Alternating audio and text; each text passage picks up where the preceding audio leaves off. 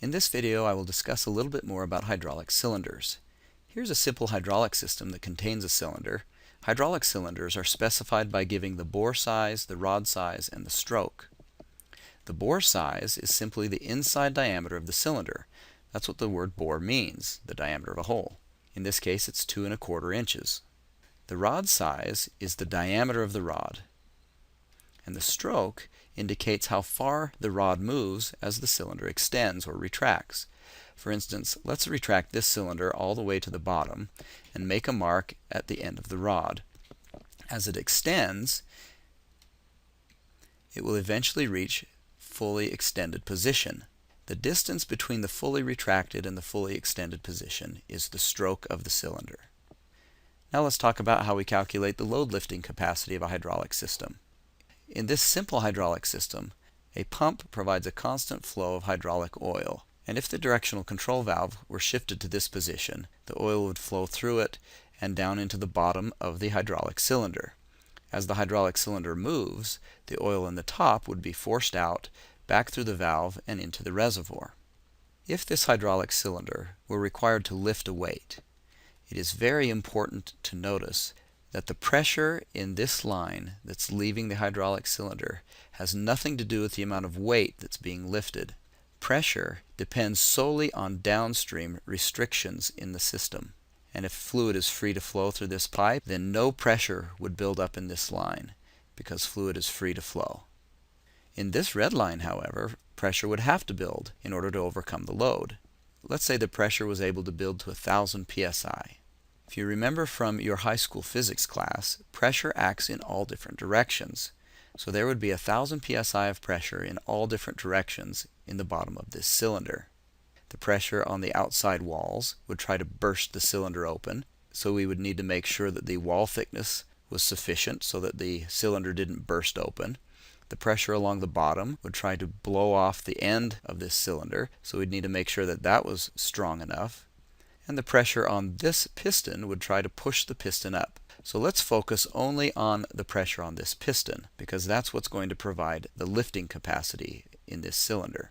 PSI of pressure stands for pounds per square inch. If there's 1,000 pounds for every square inch, then we will need to know how many square inches of area are on the bottom of the piston.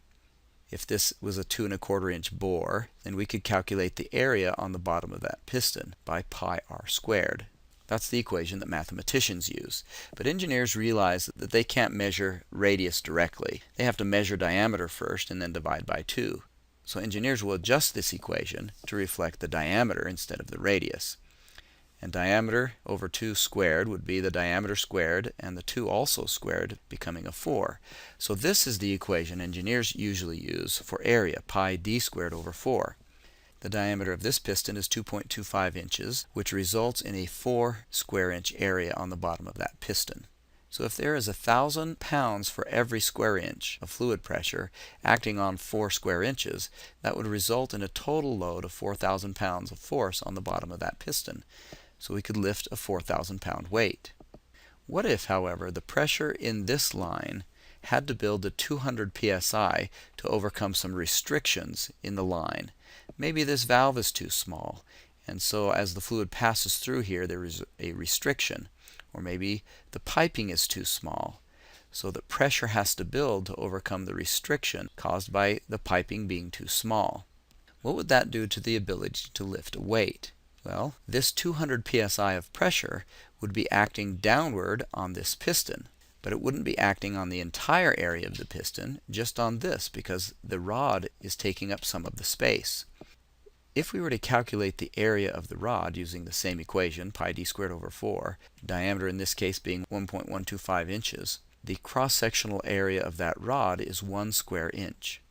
So the area of the top of the piston would be the 4 square inches of the entire piston, subtract out the 1 square inch of the rod, a 3 square inch area. So the 200 pounds per square inch acting on the 3 square inches would result in 600 pounds of downward force on this piston. So with 4,000 pounds pushing up and 600 pounds pushing down, that would mean we cannot lift 4,000 pounds. We could only lift 3,400 pounds. Now let's talk about cylinders that are piped in parallel. You'll notice that the fluid from the pump is split and could go either into the cylinder on the left or the cylinder on the right. And the oil from the top of both of these cylinders could come out and combine and go back to the reservoir. These cylinders are in parallel. The oil from the pump would not build up any pressure because there is no load on this cylinder, and no pressure would build up in order to overcome no load.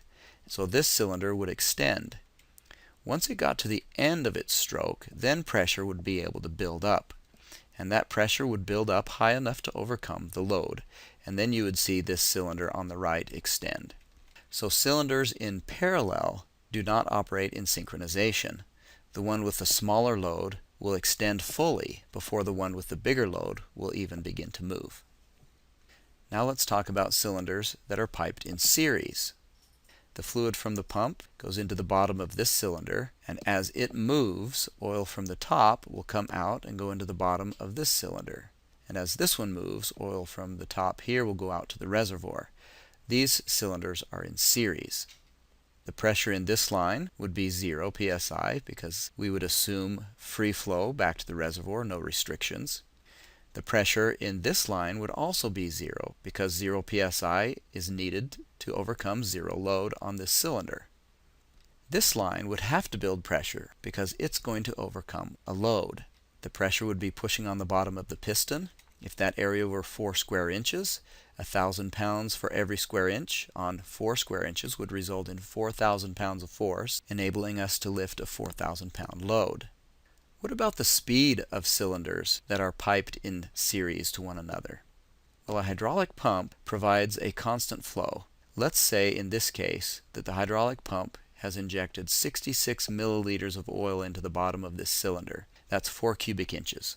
As this begins to move, oil will be piped out of here into the bottom of this, and as this begins to move, oil will be piped out to the reservoir. Let's make a mark at where this piston is and this one so that we could see which one will move further. If 4 cubic inches of fluid go into the bottom of this, and this happens to be a 4 square inch area, then the piston will move 1 inch. But because the area on top is smaller, only 3 square inches, because the rod is taking up some of the space, only 3 cubic inches of fluid will go out. Notice 4 cubic inches of fluid went in and only 3 cubic inches went out, which means 3 cubic inches of fluid go into this cylinder. And 3 cubic inches on this 4 square inch area would result in this one moving only 3/4 of an inch. So notice 4 cubic inches went in here to cause 1 inch of motion, and only 3 cubic inches of fluid went in here to cause 3/4 of an inch of motion.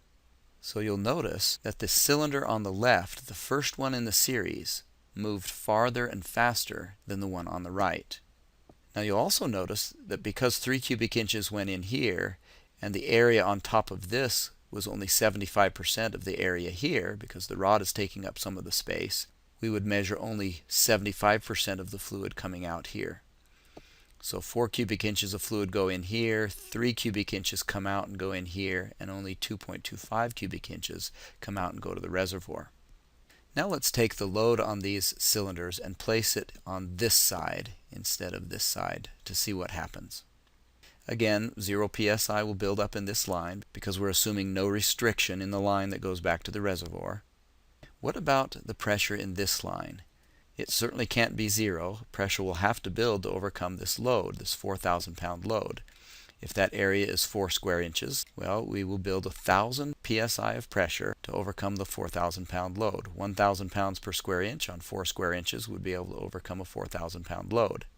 And if the pressure in this line is 1,000 psi, well, that would measure 1,000 psi up here as well, which means there's 1,000 pounds per square inch pushing on 3 square inches of area, resulting in 3,000 pounds of downward force on this piston. So that means there would need to be enough pressure build up here to provide at least a 3,000 pound lifting force on this piston so that it could start to overcome this load. And if this area was 4 square inches, then 3,000 pounds divided across 4 square inches would result in 750 psi of pressure. Isn't that interesting? So when the load was on the right side, only 750 psi of pressure needed to be developed to overcome this 4,000 pound load. When the load was on the left side, 1,000 psi needed to be developed to overcome the same load. It's also interesting to note what's happening across this piston. 750 psi of pressure going in, but 1,000 psi of pressure are coming out. We've essentially used this piston that had no load as a pressure amplifier. Now let's take a look at what happens to the speeds of these cylinders. Before, we noticed when the load was here, this one would move faster and further. Is that still the case when the load is here? Well, if 4 cubic inches of fluid go into this, then fluid would come out here and go out to the reservoir. And if we were to mark the positions of these, we would notice that this one would move 1 inch because 4 cubic inches went in, which would cause this to move 1 inch. And because this rod is taking up some of the space, only 3 cubic inches of fluid would go out and go into the bottom of this, moving it only 75% as far. So no matter which side the load was on, whether it was on the left or on the right, the cylinder on the left moved faster and the cylinder on the right moved slower. And the speed difference depended on the ratio of the area on the bottom of the piston to the area on the top of the piston. In this case, it was a ratio of 3 to 4, which is why this one moved only 3/4 as fast.